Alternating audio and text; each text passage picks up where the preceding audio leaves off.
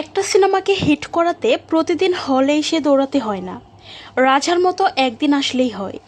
সম্প্রতি শাকিব খানের বরবাদ সিনেমার সাথে মুক্তি পেয়েছে আফরান নিশোর দাগি, কিন্তু মুক্তির পর থেকে দেখা যাচ্ছে ভিন্ন চিত্র।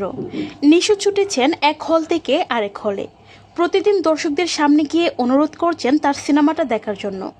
সোশ্যাল মিডিয়া ভরে গেছে তার প্রমোশনাল ভিডিওতে। সবাই বলছে এই সিনেমাটি বাঁচাতে গিয়ে নিশো নিজেই যেন হকারে পরিণত হয়েছেন।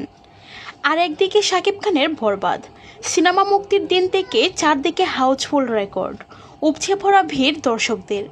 শাকিব খান জানেন কিভাবে দর্শকদের হৃদয়ে আগুন ধরাতে হয়।